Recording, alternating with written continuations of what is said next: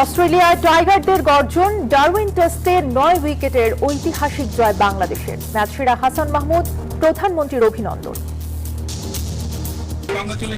অনেক অনেক দোয়া থাকবে, আপনারা সবাই সুস্থভাবে আসেন। বাংলাদেশের মানুষ অপেক্ষা করছে আপনাদেরকে ওয়েলকাম করার জন্য। কৃতিত্ব খেলোয়াড়, কোচ ও টিম ম্যানেজমেন্টের। Each and every credit must go to him. There is nobody else who should take this credit. Absolutely, it's for the team, management and the selectors. জনগণকে পেছনে রেখে রাষ্ট্রের উন্নয়ন সম্ভব নয়, কিশোরগঞ্জে বললেন প্রধানমন্ত্রী। সমগ্র বাংলাদেশের জনসংখ্যার অর্ধেক হচ্ছে নারী, তাদেরকে পেছনে ফেলে কখনো দেশ এগিয়ে যেতে পারে না। যারা বিভ্রান্তি সৃষ্টি করছে তারা ১৭ বছর রাজপথে ছিল না। কথা দিয়ে কথা রাখছে বিএনপি সরকার, ইতিবাচক পরিবর্তনের পথে বাংলাদেশ। ৬ মাস পর মন্ত্রিসভা পুনর্গঠনের আলোচনা। মন্ত্রীরা যারা আছেন, মন্ত্রণালয়গুলো যা আছে সেগুলোর পারফরমেন্স ইভ্যালুয়েট করবেন এবং প্রয়োজনীয় ব্যবস্থা নেবেন। সরকারি কর্মচারীদের নতুন পে স্কেল ঘোষণা যে কোনো সময়, জানালেন প্রধানমন্ত্রীর মুখ্য সচিব। অর্থনৈতিক চাপ মোকাবিলায় নানা পরিকল্পনা। অনুকূল পরিবেশ না হলে ভারত সফরে যাচ্ছেন না প্রধানমন্ত্রী। হাসিনাকে দ্রুত প্রত্যর্পণ সহ দিল্লিকে ২ শর্ত ঢাকার। রাষ্ট্রপতি পদে বিএনপির প্রার্থী মির্জা ফখরুলের মনোনয়ন বৈধ ঘোষণা ইসির। বিধিসম্মত ১১ দলীয় অলি আহমদের প্রার্থিতাও। এবং ইন্দোনেশিয়ার ভূমিকম্পে নিহত বেড়ে ৫৩, ৩ শতাধিক আফটার শকে ব্যাহত উদ্ধার কার্যক্রম, প্রাণহানি আরও বাড়ার আশঙ্কা। দর্শক, স্বাগত নিউজ 24 সংবাদে। আর পুরো আয়োজনে আপনাদের সাথে আছি আমরা দুজন, আমি ফয়সাল মাহমুদ এবং আমি তাসনিম অর্থী। দেখছিলেন বিআরবি কেবলস সংবাদ শিরোনাম।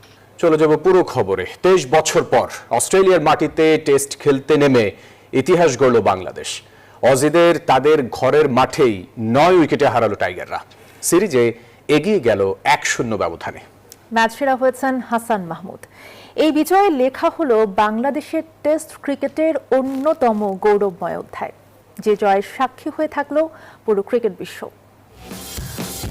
অস্ট্রেলিয়ার মাটিতে মাইটি অজিদের ৯ উইকেটে হারিয়ে ইতিহাস লিখল বাংলাদেশ। যে ইতিহাসে কখনো ব্যাট হাতে অস্ট্রেলিয়ার বোলারদের শাসন করেছে তানজিদ তামিম, নাজমুল শান্তরা, আবার বল হাতে অজিদের ব্যাটিং লাইন আপে ধস নামিয়েছেন হাসান মাহমুদ, মেহেদী হাসান মিরাজরা। ডারউইন টেস্টের শুরু থেকে শেষ কোনো সেশনেই যেন টাইগারদের সামনে দাঁড়াতেই পারেনি অস্ট্রেলিয়া। প্রথম দিন থেকেই শুরু হয় বাংলাদেশের দাপট। বল হাতে আগুন ঝরিয়ে অস্ট্রেলিয়ার ব্যাটিংয়ে প্রথম আঘাত হানেন হাসান মাহমুদ। তার বিধ্বংসী বোলিংয়ে মাত্র ১৯৮ রানে গুটিয়ে যায় প্যাট কামিন্সের দল। আর ইতিহাসের পাতায় নিজের নাম লেখান হাসান, একাই শিকার করেন ৬ উইকেট। জবাবে ব্যাট হাতে বাংলাদেশ আরো দাপুটে। অস্ট্রেলিয়ার মাটিতে নিজেদের টেস্ট ইতিহাসের অন্যতম সেরা ব্যাটিং প্রদর্শনীতে ৪২৬ রান স্কোরবোর্ডে যোগ করে টাইগাররা। গড়ে ২২৮ রানের বিশাল লিড। প্রথম বাংলাদেশি হিসেবে অস্ট্রেলিয়ার মাটিতে টেস্ট সেঞ্চুরির ইতিহাস গড়েন তানজিদ হাসান তামিম। সঙ্গে অধিনায়ক নাজমুল হোসেন শান্তর ৮২ এবং মেহেদী হাসান মিরাজের কার্যকরী অর্ধশতক। সব মিলিয়ে অজিদের উপর চেপে বসে টাইগাররা। বাংলাদেশের বিশাল লিডের চাপ সামলাতে নেমে আরো বিপর্যস্ত প্যাট কামিন্সের দল। হাসান মাহমুদের আগুনের পরে এবার অজিদের টুটি চেপে ধরেন মেহেদী হাসান মিরাজ। একের পর এক উইকেট তুলে অস্ট্রেলিয়ার ব্যাটিং অর্ডারে তৈরি করেন ধস। তবে ধ্বংসস্তূপে দাঁড়িয়েও একাই লড়াই করে যান ক্যামেরুন গ্রিন। তার দুর্দান্ত সেঞ্চুরিও শেষ পর্যন্ত বাঁচাতে পারেনি অস্ট্রেলিয়াকে। মিরাজের ফাইফারে ২৮২ রানেই থামে অজিদের দ্বিতীয় ইনিংস। বাংলাদেশের সামনে লক্ষ্য দাঁড়ায় মাত্র ৫৭ রান। ইতিহাস তখন হাতছানি দিচ্ছে, প্রয়োজন মাত্র ৫৭। অস্ট্রেলিয়ার মাটিতে বাংলাদেশের সবচেয়ে স্মরণীয় এক জয়ের জন্য। শুরুতেই তানজিদ তামিমের উইকেট হারিয়ে কিছুটা শঙ্কা, কিন্তু এবারও ভয়কে জয় করে টাইগাররা। মমিনুল হক ও সাদমান ইসলামের দৃঢ় ব্যাটিংয়ে সেই শঙ্কা পরিণত হয় উৎসবে। শেষ পর্যন্ত মাইটি অস্ট্রেলিয়ার দুর্গ চূর্ণ বিচূর্ণ করে তাদের ঘরের মাঠে ৯ উইকেটের ঐতিহাসিক জয় বাংলাদেশের। টাইগারদের এই জয় প্রমাণ করে দিয়েছে সামর্থ্য আর আত্মবিশ্বাস থাকলে প্রতিপক্ষ যত বড়ই হোক ইতিহাস বদলে দেওয়া সম্ভব। আবরার আল দাইয়া, নিউজ 24। ২৩ বছর পর অস্ট্রেলিয়ার মাটিতে টেস্ট খেলতে নেমে ইতিহাস গড়েছে বাংলাদেশ। ডারউইনের টেস্ট ঐতিহাসিক এই জয়ের পর বাংলাদেশ দলের সঙ্গে ভিডিও কলে কথা বলেছেন প্রধানমন্ত্রী তারেক রহমান। অভিনন্দন জানিয়েছেন দলের খেলোয়াড়, কোচিং স্টাফ সহ সংশ্লিষ্ট সবাইকে। দীর্ঘ 23 বছর পর অস্ট্রেলিয়ার মাটিতে টেস্ট খেলতে নেমে ইতিহাস লিখল বাংলাদেশ। ডারউইনে স্বাগতিক অস্ট্রেলিয়াকে 9 উইকেটের বিশাল ব্যবধানে হারিয়ে সিরিজে এগিয়ে গেল টাইগাররা। অজিদের ঘরের মাঠে এমন জয়ে বাংলাদেশ টেস্ট ক্রিকেটে যোগ করল নতুন এক গৌরব গাথা। ঐতিহাসিক এই জয়ের পরেই বাংলাদেশ দলের সঙ্গে ভিডিও কলে কথা বলেন প্রধানমন্ত্রী তারেক রহমান। বিসিবি সভাপতি তামিম ইকবালের সঙ্গে যুক্ত হয়ে দলের খেলোয়াড়, কোচিং স্টাফ ও সংশ্লিষ্ট সবাইকে অভিনন্দন জানান তিনি। একই সঙ্গে দলের খোঁজ খবরও নেন সরকার প্রধান। বাংলাদেশে অপেক্ষা করছি আপনাদেরকে ওয়েলকাম করার জন্য। সবার শরীর ভালো আছে তো? সবাই ইন গুড হেলথ? ঠিক তো হবে, হ্যাঁ স্বাভাবিক। বাংলাদেশ দলের এমন দুর্দান্ত পারফরম্যান্সের প্রশংসা করেন প্রধানমন্ত্রী। একই সঙ্গে পরের টেস্টেও ভালো খেলার প্রত্যাশা জানিয়ে সিরিজ জয়ের এই সম্ভাবনাকে চূড়ান্ত সাফল্যে রূপ দেওয়ার আশা প্রকাশ করেন তিনি।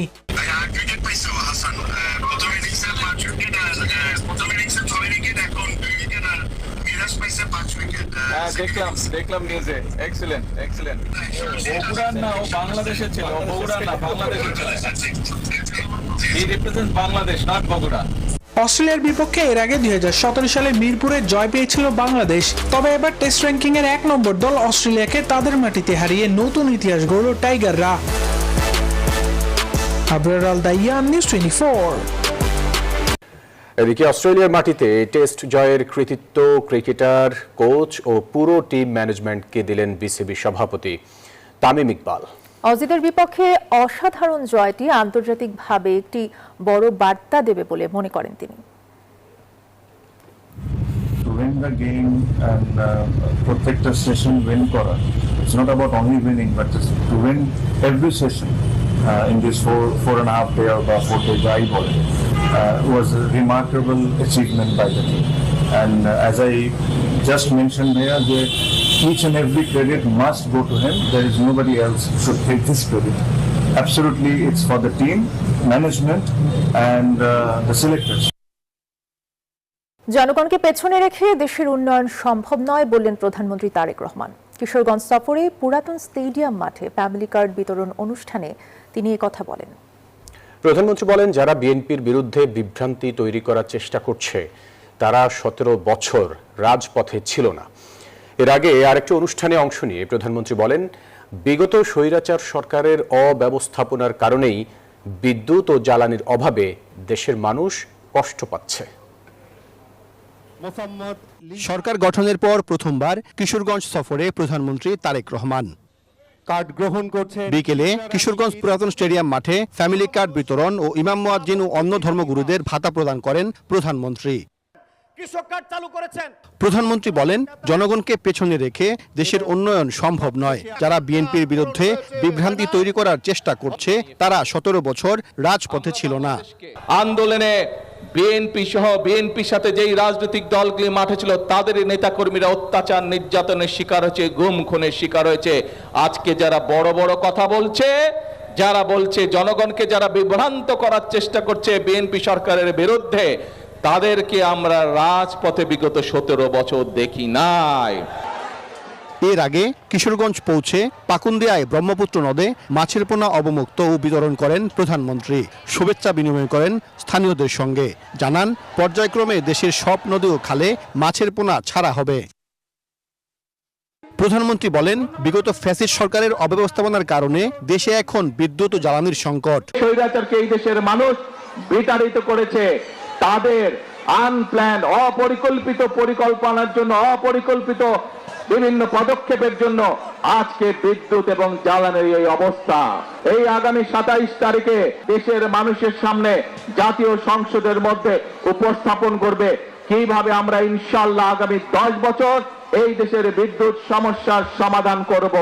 এরপর কটিয়াদি উপজেলায় কার্প হ্যাচারি কমপ্লেক্স পরিদর্শন করেন প্রধানমন্ত্রী। পরে কটিয়াদি আচমিতা জর্জ ইনস্টিটিউশন মাঠে জাতীয় মৎস্যপক্ষ 2026-এর উদ্বোধন ও পুরস্কার বিতরণী অনুষ্ঠানে যোগ দেন। বিদেশি নিত্য নতুন পণ্যের বাজার খুঁজে বের করে আমি উদ্যোক্তা বা ব্যবসায়ীদেরকে প্রতি আন্তরিক আহ্বান জানাই। সরকার 5 লক্ষ থেকে 5 কোটি টাকা পর্যন্ত গ্রান্ট দেবে, ঋণ নয়, গ্রান্ট দেবে। 12 ফেব্রুয়ারির নির্বাচনে নিরঙ্কুশ বিজয়ের মাধ্যমে সরকার গঠনের পর 6 মাস পূর্ণ করল বিএনপি সরকার। এই সময়ের মধ্যে ফ্যামিলি কার্ড, কৃষক কার্ড সহ বেশ কিছু নির্বাচনী প্রতিশ্রুতি বাস্তবায়ন করেছে সরকার। আগামী দিনে বাকি সব নির্বাচনী ওয়াদা পূরণে দেশবাসীর সহযোগিতা চাইলেন প্রধানমন্ত্রী তারেক রহমান। সাইফুল ইসলাম, নিউজ 24, কিশোরগঞ্জ। দর্শক, দায়িত্ব নেওয়ার পর 180 দিন পার করলো বিএনপি সরকার। এই বিষয়ে থাকছে আমাদের বিশেষ আয়োজন, আর আমাদের সাথে যুক্ত হচ্ছেন সহকর্মী জান্নাতুল কলি। জি ফয়সাল, ধন্যবাদ আপনাকে। একই সাথে একটু দর্শকদেরকে বলে রাখি যে আজকে সারাদিন নিউজ 24-এর বিশেষ এই আয়োজন সরকারের 180 দিন, আমরা সহকর্মীরা আপনাদের সঙ্গে ছিলাম। মূলত সরকারের 180 দিন পূরণ হবার পর সরকার আসলে কেমন করলো সেই মূল্যায়নটাই আপনাদের সঙ্গে তুলে ধরতে চেয়েছে পুরো নিউজ 24 টিম। এটি দীর্ঘ রাজনৈতিক অস্থিরতা, সেই সাথে অন্তর্বর্তী সরকারের মেয়াদ পেরিয়ে 12 ফেব্রুয়ারি 2026 অনুষ্ঠিত হয়েছে জাতীয় নির্বাচন। আর সেই নির্বাচনে সরকার ম্যান্ডেট পেয়েছে, অর্থাৎ বিএনপি তারেক রহমান ম্যান্ডেট পেয়ে, জনগণের ম্যান্ডেট পেয়ে এই ক্ষমতা নিয়েছে এবং তারপর থেকে কিছু কথা দিয়েছিল 180 দিনের সরকার, যে কি কি দায়িত্ব সরকার পালন করবে জনসাধারণের মধ্যে। তার মধ্যে গুরুত্বপূর্ণ ছিল দ্রব্যমূল্য নিয়ন্ত্রণ, আইন শৃঙ্খলা পরিস্থিতির উন্নয়ন, গ্যাস এবং জ্বালানি সরবরাহ নিশ্চিত করা, একই সাথে অর্থনীতি স্থিতিশীল করতে চেয়েছে এই সরকার। কতটা পারলো এই সরকার, তাই নিয়ে আমাদের বিশ্লেষণে সরকারের 180 দিন।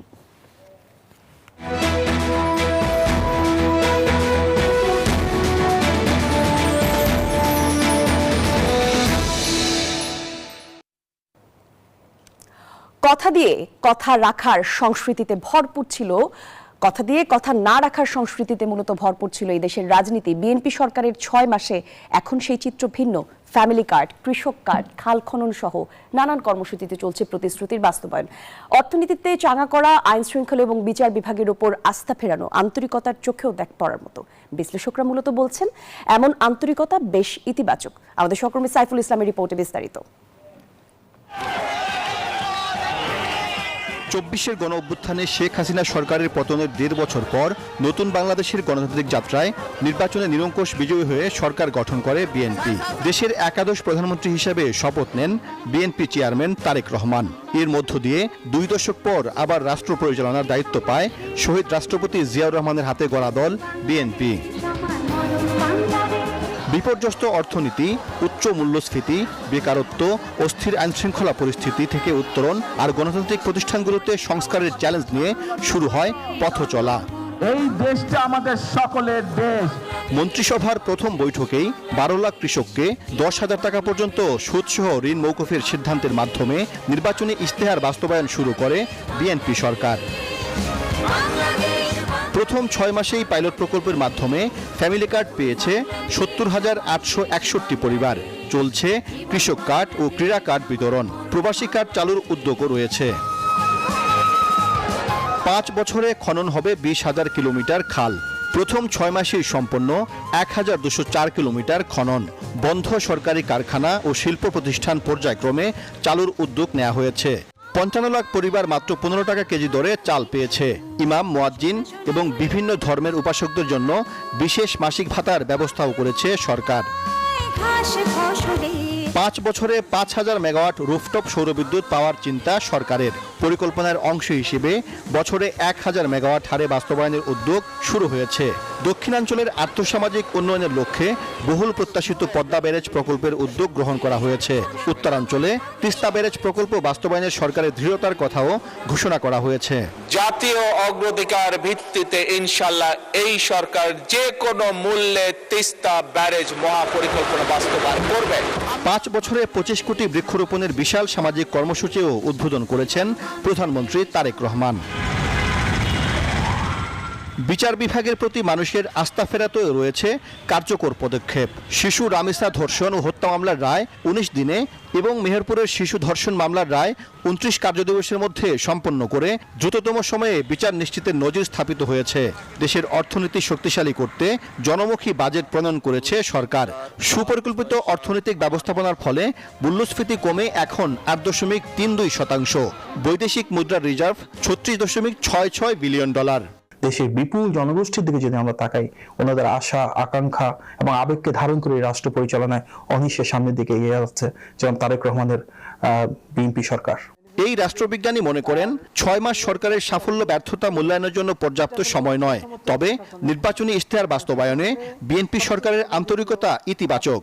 প্রধানমন্ত্রী তারেক রহমানের নেতৃত্বে বর্তমান সরকার তাদের যে সকল অঙ্গীকার ছিল, কমিটমেন্ট ছিল ম্যানিফেস্টোতে, সেগুলো কিন্তু পর্যায়ক্রমে বাস্তবায়ন করে যাচ্ছে এবং এগুলো দৃশ্যমান। দেশে নানামুখী সংকটের মধ্যেও প্রথম 6 মাসে নারী শিক্ষার প্রসার ও নারীর ক্ষমতায়নে অনার্স পর্যন্ত ছাত্রীদের শিক্ষা সম্পূর্ণ ফ্রি করার সিদ্ধান্ত গ্রহণ করেছে সরকার। শিক্ষা প্রতিষ্ঠানগুলোতে স্মার্ট ক্লাসরুম স্থাপন, ফ্রি ওয়াইফাই সুবিধা এবং পুষ্টিকর মিড ডে মিলের উদ্যোগ নেওয়া হয়েছে। এছাড়া নতুন ও তরুণ ব্যবসায়ী উদ্যোক্তাদের স্টার্টআপ সহযোগিতা করার জন্য 500 কোটি টাকার তহবিল গঠন এবং গ্রামীণ স্বাস্থ্যসেবা জোরদারে উপজেলা হাসপাতালগুলোকে 101 শয্যায় উন্নীতকরণের ঘোষণাও এসেছে এই সময়ের মধ্যে।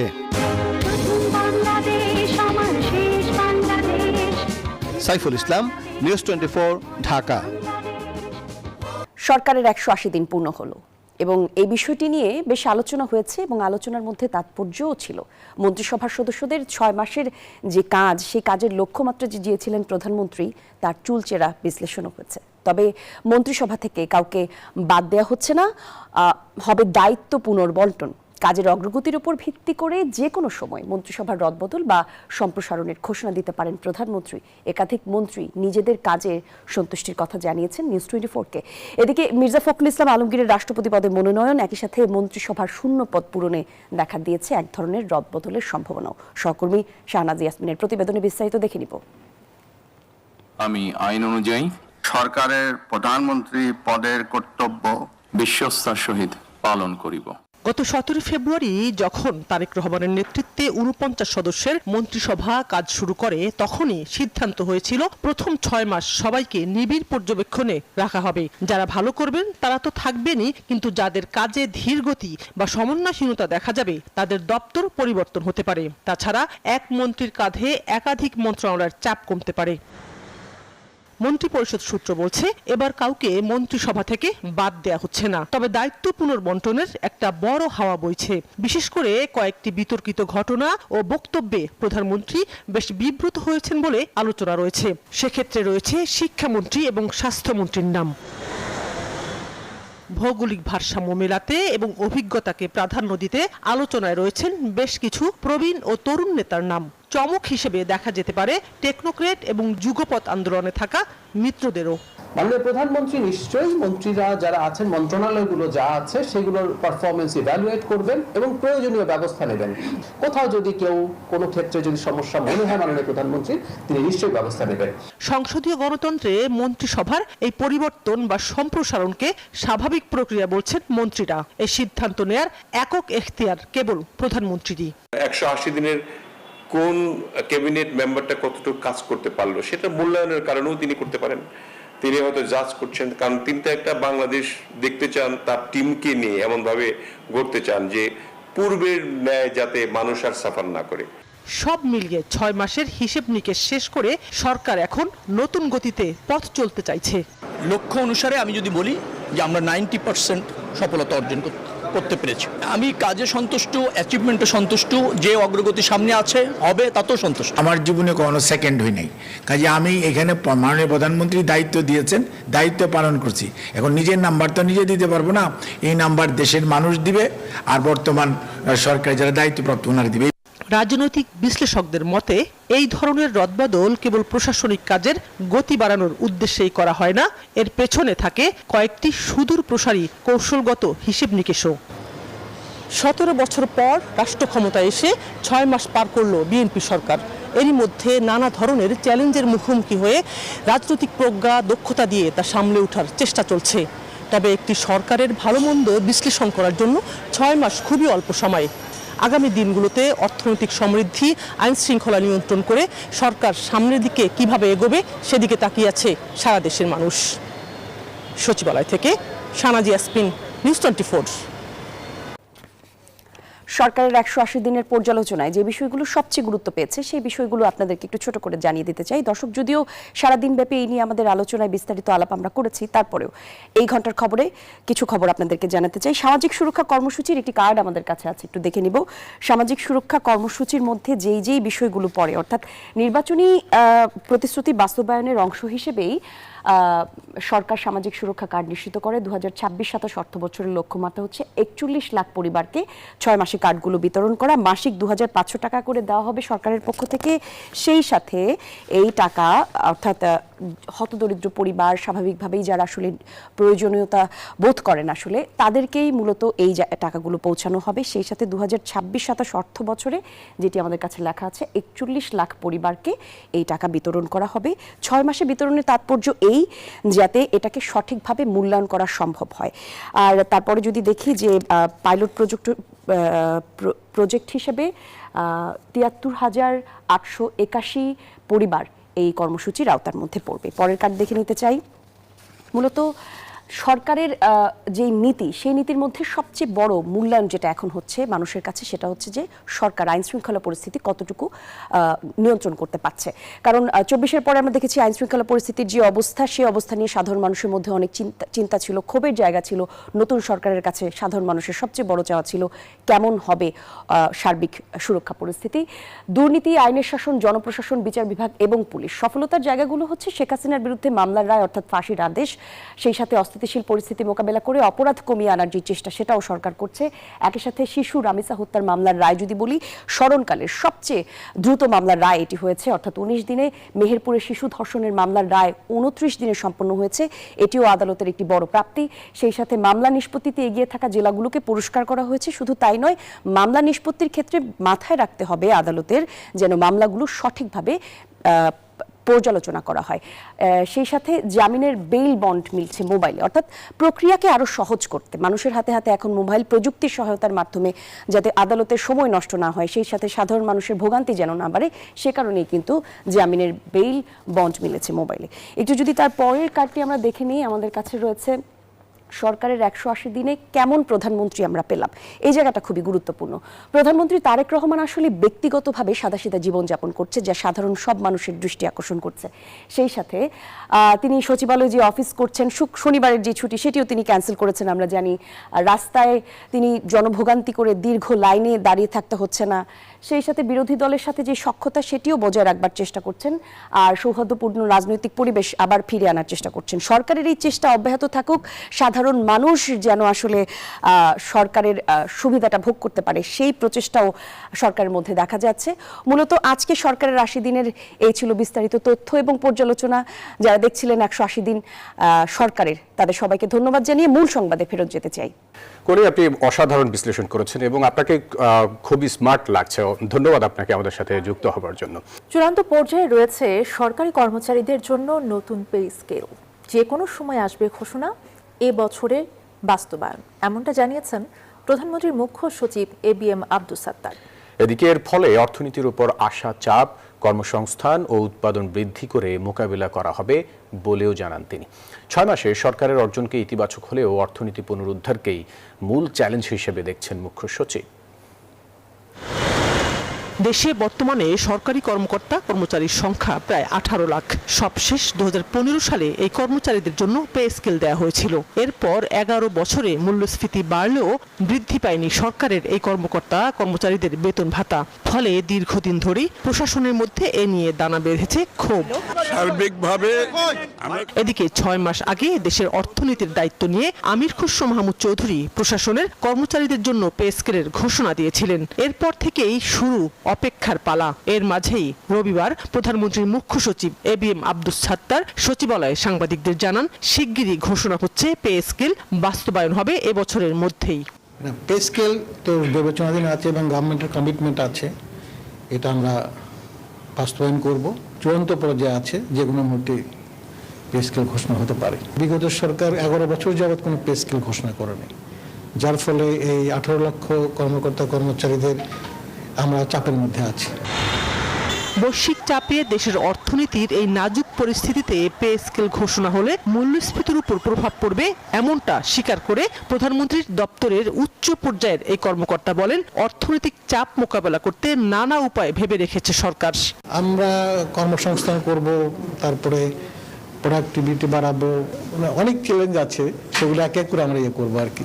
মেইন চ্যালেঞ্জ হচ্ছে অর্থনীতি, ব্যাংক লুটপাট হয়েছে, লক্ষ লক্ষ কোটি টাকা, সবকিছুর জন্যই দায়ী হলো বিগত সরকারগুলো। এদিকে প্রশাসনের সর্বোচ্চ পদ মন্ত্রিপরিষদ সচিব ও জনপ্রশাসন সচিবের চুক্তির মেয়াদ শেষ হচ্ছে একদিন পরই। এ বিষয়ে পরবর্তী সিদ্ধান্ত জানতে 24 ঘন্টা অপেক্ষা করার কথাও জানান প্রধানমন্ত্রীর মুখ্য সচিব। এটা একটু অপেক্ষা করেন, 24 ঘন্টা পর হয়তো জানতে পারবেন। শানাজি ইয়াসমিন, নিউজ 24, ঢাকা। শেখ হাসিনাকে ফিরিয়ে আনা সহ দিল্লিকে 4 শর্ত দিয়েছে ঢাকা। একথা জানিয়েছেন পররাষ্ট্র মন্ত্রণালয়ের মুখপাত্র এ.কে.এম. শহীদুল করিম।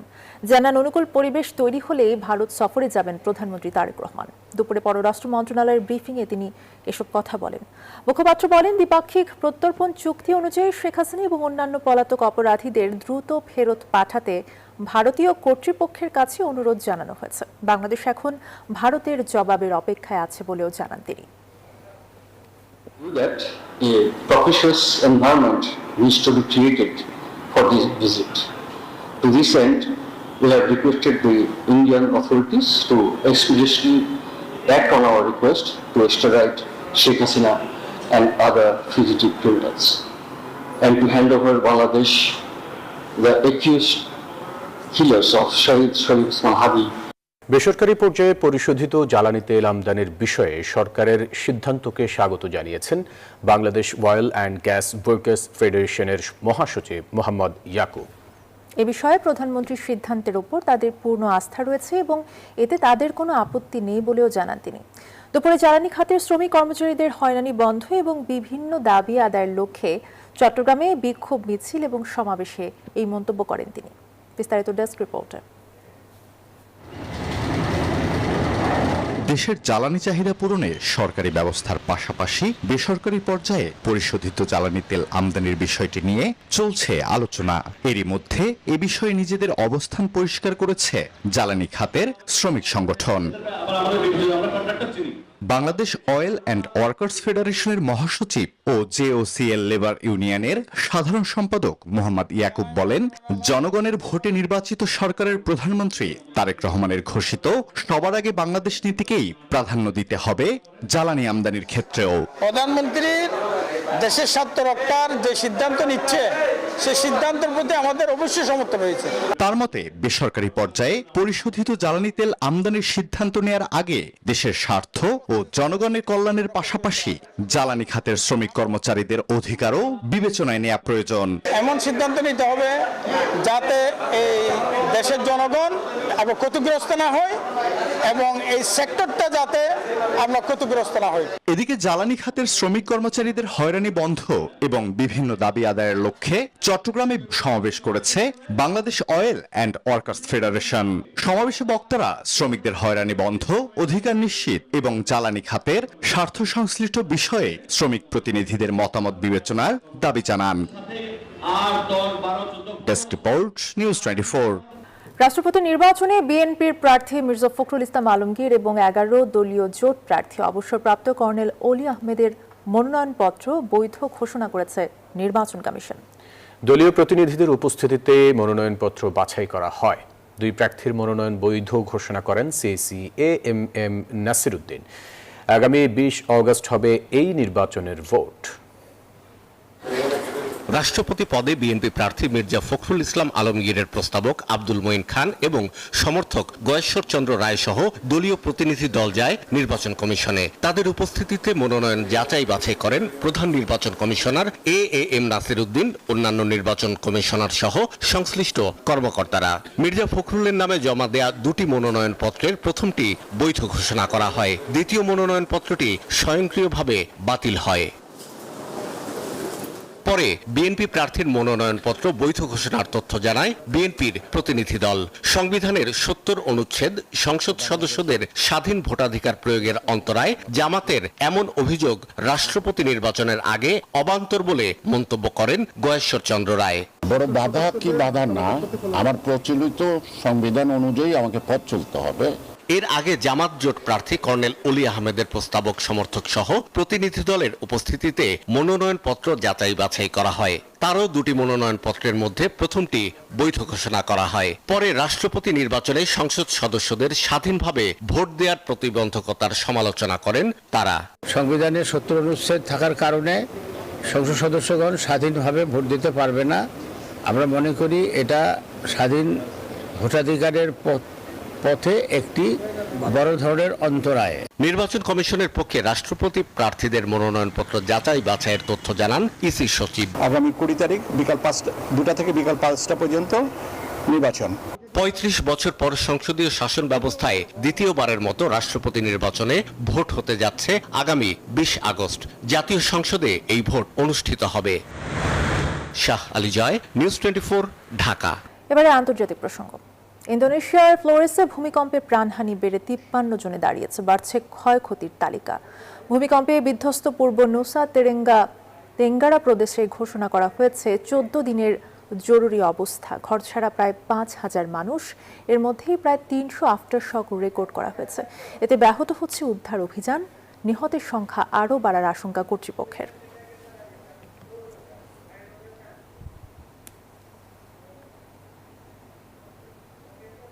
দর্শক, ছিল নিউজ 24 সংবাদে। সাথে থাকায় ধন্যবাদ সবাইকে।